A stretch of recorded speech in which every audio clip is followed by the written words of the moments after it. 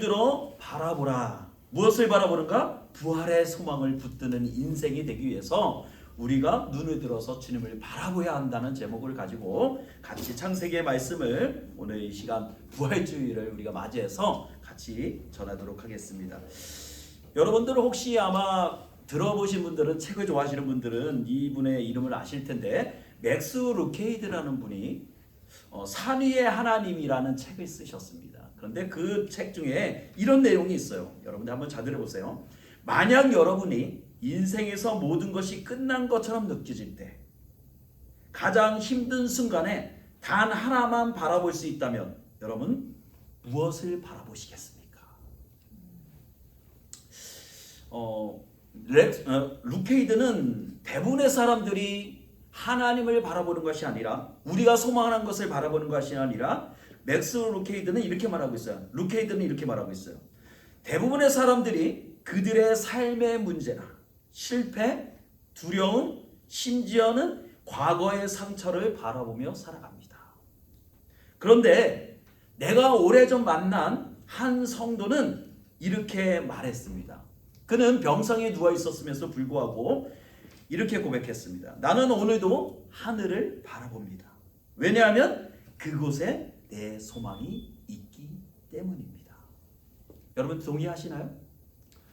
우리는 늘 우리가 바라보는 문제는 삶의 문제, 또 내가 왜 그 문제에 대해서 실패했을까?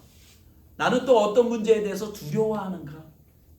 그리고 내가 지난날 받았던 상처를 바라보면서 그것에 대해 매여서 그것만을 바라보면서 살아간다는 거예요.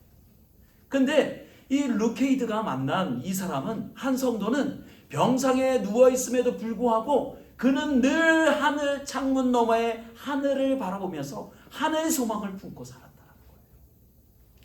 이 짧은 글이지만 우리에게, 믿는 성도들에게 굉장히 도전적인 글이라고 생각이 됩니다. 우리는 때때로 우리가 접한 문제로 인해서, 또 내가 접한 현실의 문제만 바라보고 우리는 아래만 바라보고 산다는 거예요. 우리의 시선이 지금 어디에 있는가? 우리의 시선은 바로 그 문제 앞에, 그 땅바닥만 보고 있다는 거예요. 그런데 오늘 성경은 우리에게 분명히 말씀하고 있어요. 자, 한번 따라해 봅시다. 눈을 들어. 다시 한번 눈을 들어. 바라보라. 아멘. 눈을 들어 누구를 바라봐야 될까요? 예수님. 주님을 바라봐야 한다는 거예요. 여러분, 오늘 이 말씀은요, 오늘 이 말씀은, 창세기 13장의 말씀은 아브라함의 이야기를 통해서 인생의 중요한 순간마다 우리가 어디를 바라보고 우리가 무엇을 붙들어야 하는가를 분명히 우리에게 제시해주고 있다는 거예요. 그래서 우리가 이 말씀을 통해서 부활의 소망이 우리에게 실제로 어떻게 작용을 하고, 우리의 시선은 어디에 두어야 하고, 우리의 삶을 어떻게 새롭게 할 수 있는지에 대해서 같이 나누려고 합니다. 자, 첫 번째는요, 우리가 인생의 갈림길에서 어떤 길을 선택해야 하는가, 우리는 무엇을 바라보고 있는가라는 질문이에요. 여러분, 우리가 삶을 살아가다 보면 순간의 선택의 상황들을 맞이하게 됩니다. 그렇죠? 내가 A를 선택할 것인가? B를 선택할 것인가? 아니면 C를 선택할 것인가? 아니면 아무것도 선택하지 못한 상태에서 머뭇머뭇거리면서 그 시간을 보낼 것인가? 우리는 때때로 그 선택의 길 앞에서 우리는 머뭇거리면서 거기에서 예상치 못한 유혹, 또 상실, 위기, 거기에서 우왕좌왕하며 우리는 내가 보기 좋은 것을 선택하기도 한다는 사실이에요. 그러면 우리 믿음의 사람들은 무엇을 바라봐야 하겠습니까?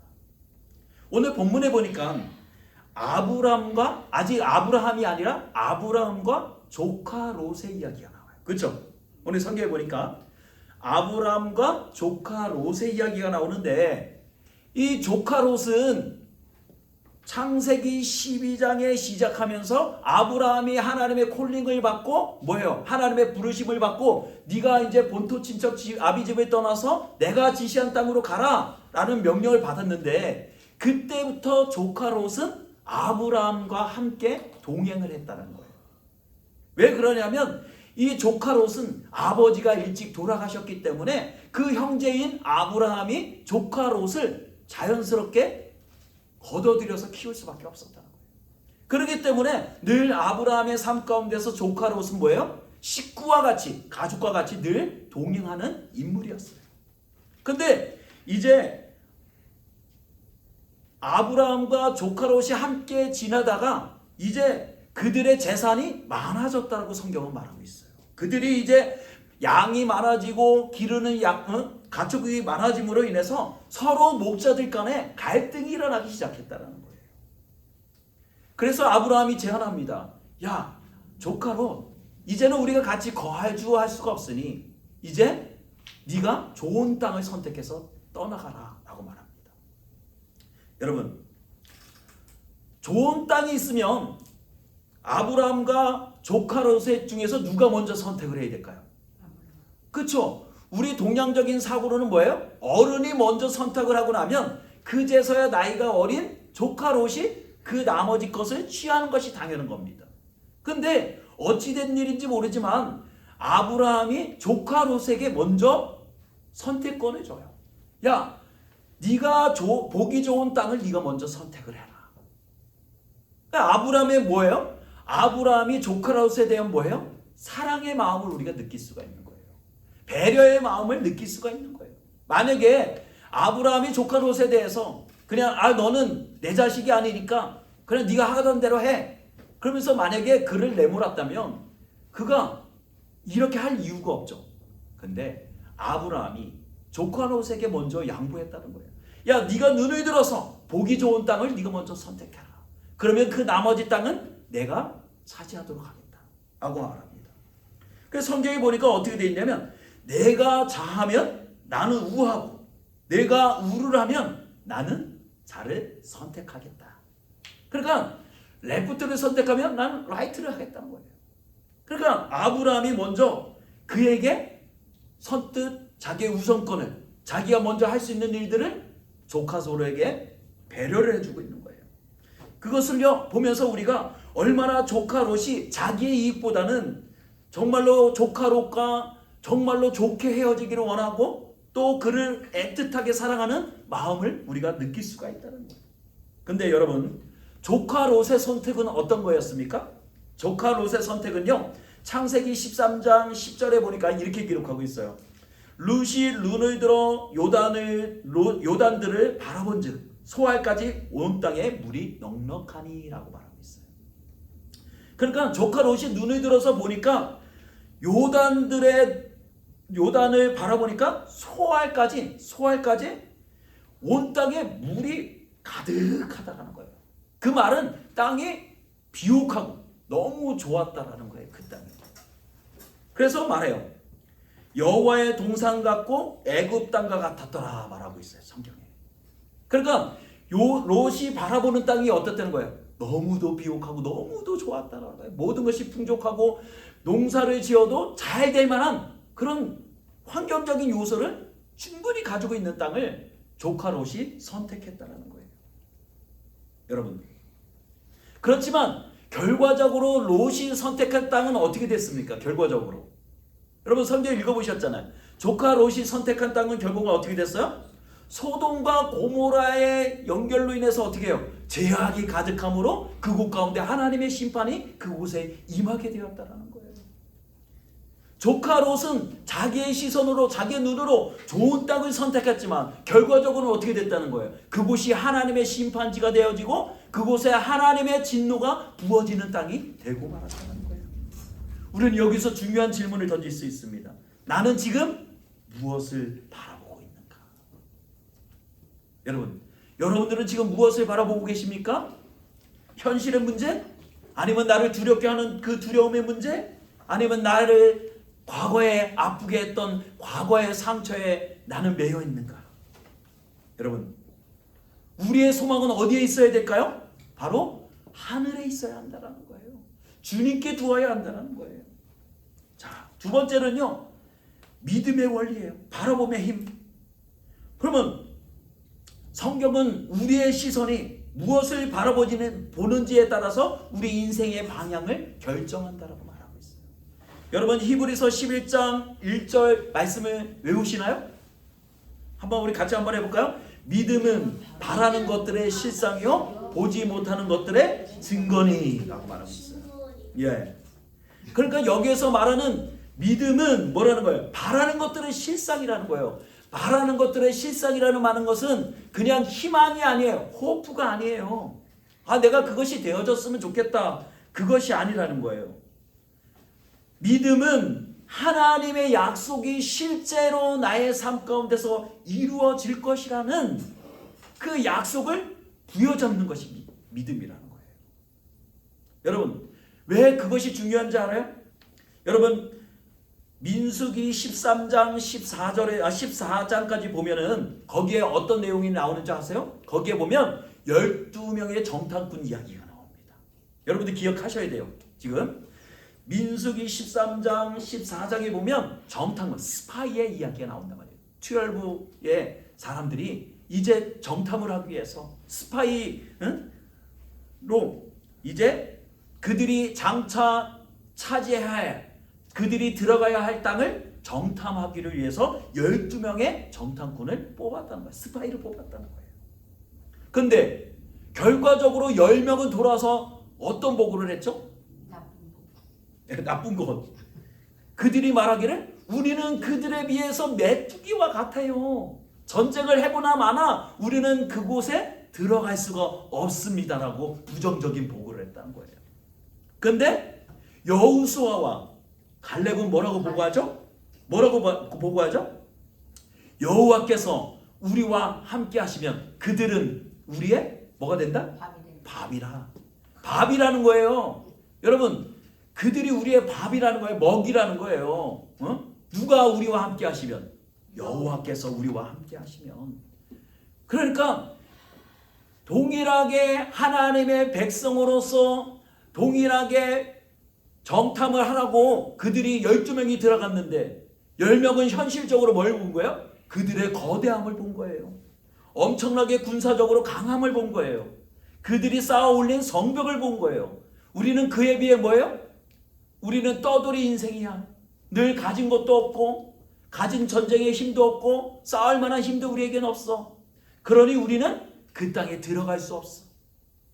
그래서 그들은 우리는 메뚜기와 같아요.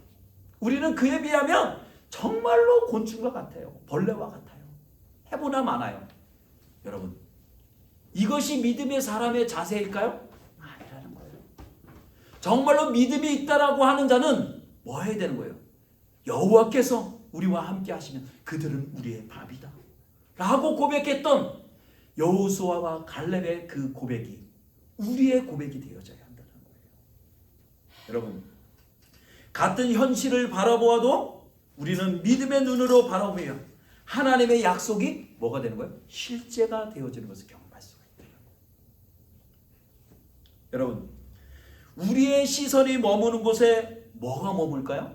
우리의 시선이 머무는 곳에 우리의 마음이 거기 머물러요. 그리고 우리의 마음이 머무는 곳에 뭐가 흐를까요?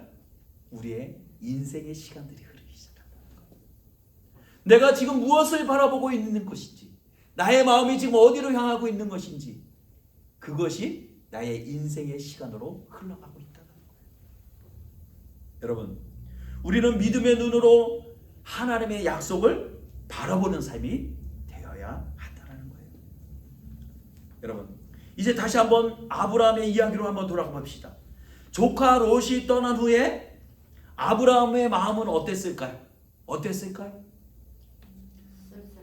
예, 사랑하는 가족을 떠나보낸 상실감, 홀로 남겨진 외로움, 앞날에 대한 불안함이 그를 덮쳤을 거예요. 그날 밤. 이제 사랑하는 조카 롯도 떠났고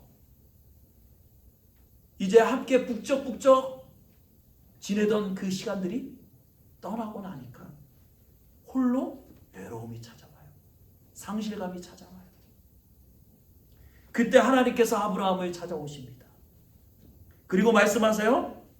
롯이 아브라함을 떠난 후에 여호와께서 아브라함에게 이르시되 너는 눈을 들어 너 있는 곳에서 북쪽과 남쪽 동쪽과 서쪽을 바라보라 말씀하세요. 여러분, 아브라함이 현실의 문제 가운데 고개를 숙이고 있을 때 하나님께서 찾아오셔서 말씀하세요. 눈을 들어 바라보라 말씀하세요. 여러분, 여기서 눈을 들어 라는 말은요, 단순히 우리의 시선을, 초점을 옮기라는 말이 아니에요. 마음의 시야를 넓혀 나의 한계, 상실을 넘어서 하나님이 우리에게 장차 부어줄 약속, 우리에게 약속하신 약속을 이루실 것이라는 그 믿음의 약속을 바라보라는 거예요. 영적으로. 여러분, 시편 121편 1절에서 2절 말씀 여러분들 기억하시나요? 여러분, 제가 한번 읽어드려 볼게요. 여러분들 아마 기억하실 거예요. 내가 산을 향하여 눈을 들리라. 나의 도움이 어디서 올꼬? 나의 도움은 천지를 지으신 여호와께서로다 라고 말하고 있어요. 내가 산을 향하여 눈을 들리라. 나의 도움이 어디서 올까? 나를 구원할 힘이 어디서 올까? 나의 도움은, 나를 구원할 힘은 어디서부터 온다는 거예요? 천지를 지으신, 온 세상을 창조하신 여호와 하나님으로부터 나에게 임한다라고 말씀하고 있어요. 여러분, 우리는 과거에 머물러 있으면 안 돼요. 현재의 문제에 머물러 있어서는 안 되는 거예요. 우리는 우리와 함께 하시는 그 주님의 소망의 미래를 바라볼 수 있어야 한다는 거예요. 근데 하나님은 아브라함에게 구체적으로 그 약속을 주고 계세요. 뭐라고 말씀하시냐면 보이는 땅을 내가 너와 내 자손에게 주리니 라고 말해요. 아브라함아, 네가 눈을 들어서 동과 서와 모든 세계를 지경을 바라보아라. 그리고 뭐라고 해요? 네가 보는 이 땅을 뭐 하겠다는 거예요? 너와 내 자손에게 주리니, 영원히 이르리라. 내가 내 자손이 땅의 티끌과 같이 하리니 라고 말씀하세요. 너의 자손이 네가 보는 온 땅에 편만하게 될 거야. 하나님은요, 아브라함이 상실감에 빠져 있기를 원치 않으셨어요. 그의 눈을 들어서 신실하게 그 약속을 실행하시는, 그 약속을 지키시는 그 주님을 바라보기를 원하셨다는 거예요. 그런데 우리는 어떻게 해요? 우리는 아직도 주님의 그 음성을 듣지만 뭐예요? 때때로는 우리의 두려움에, 상실의, 과거의 문제에 연연하며 살아가고 있다는 거예요. 그러나 주님께서 다시 한번 우리에게 말씀하십니다. 눈을 들어 바라보아라 라고 말씀하세요. 눈을 들어 바라보라. 여러분, 그러면 하나님께서는 아브라함에게 그 주신 약속이 그냥 야, 네가 보는 시선, 그 한계 안에서만 내가 이 땅을 주겠다, 그 말씀을 하시는 걸까요? 네가 보이는 땅만 주겠다는 말씀이신 건가요? 그것은요, 네가 북쪽과 남쪽, 동쪽과 서쪽을 바라보라는 말씀은요, 네가 그 땅이 얼마나 넓은지를 측량하라는 의미가 아니에요. 그것을 재보아라, 얼마나 넓은지, 그 말이 아니에요. 그 말씀은요, 부분이 아니라, 그 땅의 부분이 아니라 전체를 말씀하고 계십니다. 전체를 말씀하고 계십니다. 하나님은요, 우리는 때때로 우리의 한계에 부닥쳐서 상황에 우리가 연연해하며 살아가고 있을 때 주님께서는 우리에게 다가오셔서 야, 너 그 자그마한 문제에 인해서 연연해하지 마. 하나님은요, 전체적인 계획을 보고 계시는 거예요. 하나님은 전체적인 큰 그림에서 보고 계시다는 거예요. 왜 그런지 아세요? 왜 이게 중요한지 아세요? 우리가 전체적인 그것을 보는 게 왜 중요한지 아세요? 만약에 아브라함에게 하나님께서 네가 아직 자식이 없는 것을 아시고 그에게 자식을 주신다고 했잖아요. 근데 아브라함의 시선은 뭐예요? 나는 나이가 많고 내 아내도 아이가 많은데 어찌 아이를 낳을 수 있겠습니까? 라는 한계에 부닥쳤다는 거예요. 그렇죠? 부분에 부닥친다는 거예요. 내가 가지고 있는 육체의 한계, 시각의 한계에 갇혀버리니까 아이를 낳을 수가 없는 거예요. 아이를 가질 수가 없는 거예요. 그렇지만 뭐예요? 하나님은 그 현실의 한계를 뭐 하신 거예요? 오버했어요. 오버컴 하신 거예요. 뛰어넘으신 거예요. 현실적으로는 그 약속이 성취가 불가능하지만 하나님은 불가능을 뭐예요? 가능으로 바꾸셨다는 거예요. 여러분, 하나님이 우리에게 약속하시는, 아브라함에게 약속하시는 그 약속은요, 현재 상황이 아니라 신실하신 하나님의 계획과 능력에 근거한 약속이라는 거예요. 현실에 연연히 하지 마. 현실에 네가 가지고 있는 그 한계로 인해서 좌절하지 마. 하나님은 뭐 하기를 원하시죠? 나의 신실한 가운데 너희들에게 약속하신 그 약속을 난 반드시 이루어올 거야. 나는 그것을 반드시 성취할 거야. 라는 그 약속을 우리가 붙잡을 수 있어야 한다는 거예요. 그런데 우리의 믿음이 항상 내가 가지고 있는 한계에 부닥칠 때가 있어요. 내가 믿는 만큼만 거기를 믿으려고 한다는 거예요. 하나님은 그 이상으로 우리에게 행하실 수 있고 그 원대한 계획을 가지고 계시다는 거예요. 여러분, 로마서 8장 28절에 이렇게 말해요. 하나님을 사랑하는 자 곧 그의 뜻대로 부르심을 입은 자에게는 모든 것이 합력하여 선을 이루느니라. 아멘. 여러분, 우리의 인생의 한 부분, 한 조각만 보고 있을 때 하나님께서는 우리의 삶 전체를 주관하시며 모든 상황과 사건을 합력하여 선을 이루신다라고 우리에게 말씀하고 계세요. 우리는 현실의 조각만 보고 있지만, 현실의 앞부분만 바라보고 살아가지만, 하나님은 삶 전체를 주관하시면서 뭐예요? 모든 상황을 조합해서 그것을 다 조각조각 모아서 뭐 한다는 거예요? 조각조각을 다 맞춰서 하나의 그림을 맞추듯이 우리의 인생을 그렇게 맞추어가고 계시다는 거예요. 여러분, 그것이 이해가 쉽게 어떤 사건이 그럴까요? 예수님의 부활의 사건이 그렇다는 거예요. 예수님의 부활의 사건. 여러분, 우리가 생각하는 이 십자가는요, 여기 지금 십자가가 있지만 십자가는 뭐예요? 현실적으로 절망이에요. 우리의 한계예요. 그렇죠? 그렇지만 주님께서는 이 십자가의 한계에서, 절망의 자리에서 뭐 하셨어요? 그것을 완성시키셨어요. 부활은 죽음의 끝이 아니라 절망이 마지막이 아니다 라고 선언하신 선언이라는 거예요. 여러분, 오늘은 우리가 부활주의를 주님 앞에 지키고 있습니다. 여러분, 부활주일은요, 부활은 단순한 기념일이 아니에요. 그냥 나를 기념하는 날이 아니에요. 부활은 믿는 자들의 뭐예요? 핵심이에요. 핵심. 믿는 자들의 핵심이에요.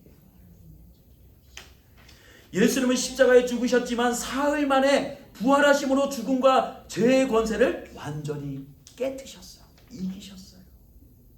그래서 사도 바울은 고린도전서 15장에 이렇게 말합니다. 만일 그리스도께서 살아나지 못하셨다면, 다시 살아나시지 못하셨다면 너의 믿음도 헛되고 너희가 여전히 죄 가운데 있을 것이요 라고 말하고 있어요. 예수님께서 십자가에서 부활하시지 않았다면 우리는 뭐 해야 되는 거예요? 우리의 믿음이 헛것이라고 말하고 있어요. 사도 바울. 그리고 우리는 여전히 죄 가운데 매여 있을 것이다. 그렇지만 주님께서는 죄 가운데, 사망 가운데 묶여 계시지 아니하고 어떻게 하셨죠? 부활 승천하셨다는 거예요. 죽음을, 사망을 부활로 이겨내셨다는 거예요. 여러분, 그것은 예수님의 부활은 우리의 제사함, 의롭다 하심, 영생의 소망이 실제임을 우리에게 증거하고 있다는 거예요. 그래서 예수님은 말씀하세요. 나는 부활이요 생명이니 나를 믿는 자는 죽어도 살겠고 라고 선포합니다. 나는 부활이요 라고 말씀하세요. 그 부활하신 주. 예수님의 부활은 하나님의 능력과 주권, 그리고 하나님이 참 하나님이시며 메시아이심을 증명하고 있는 거예요. 그리고 구약의 예언과 예수님의 모든 약속들이 성취됨을 보여주고 있다는 거예요. 여러분, 그러면 예수님은 하나님의 아들이니까 당연히 부활 승천하시는 것은 당연한데 우리 믿는 자들은 어떻게 되어질까? 여러분, 믿는 자들은 어떻게 되어질까요? 우리도 부활의 첫 열매가 된다고 말씀하세요. 우리도 부활하는 자가 될 것이라고 말하고 있어요. 고린도전서 15장 20절에 이렇게 말, 예수님은 잠자는 자들의 첫 열매가 되셨다라고 말하고 있어요. 그 말씀은요, 그분을 믿는 자들에게도 동일한 부활의 소망이 우리에게 부어진다라고 말하고 있는 거예요. 너희들도 장차 부활된 몸을 입게 될 것이다 라고 말하고 있는 거예요. 그래서 히브리서 12장 2절에 이렇게 말합니다. 믿음의 주요 온전케 하시는 이인 예수를 바라보자. 그는 그 앞에 있는 기쁨을 위하여 십자가를 참으사 하나님의 우편에 앉으셨느니라. 아브라함이 보이지 않는 하나님의 약속을 바라보며 걸어갔듯이 우리도 부활하신 주님을 바라볼 때 절망이 소망으로, 죽음이 영원한 생명으로 바뀌는 역사가 일어나기를 간절히 소원합니다. 아멘. 여러분, 예수님의 부활은 우리에게 제사함과 영원한 생명, 그리고 죽음이 끝이 아니라는 소망의 근거한 선포라는 거예요. 우리는 오늘도 부활하신 주님을 바라볼 수 있어야 합니다. 고린도전서 15장 55절에 이렇게 말하, 사망아 너의 승리가 어디 있느냐, 사망아 내가 쏘는 것이 어디 있느냐라고 말해요. 예수님을 믿는 자는 죽음조차도 두려워하지 아니하고 새로운 삶을 시작할 수 있다는 말씀이에요. 여러분, 우리의 시선을 바꿔야 됩니다.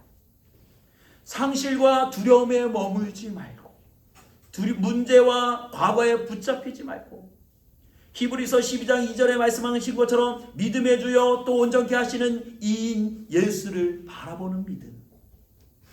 부활하신 주님께 우리의 시선을 고정해야 한다는 거예요.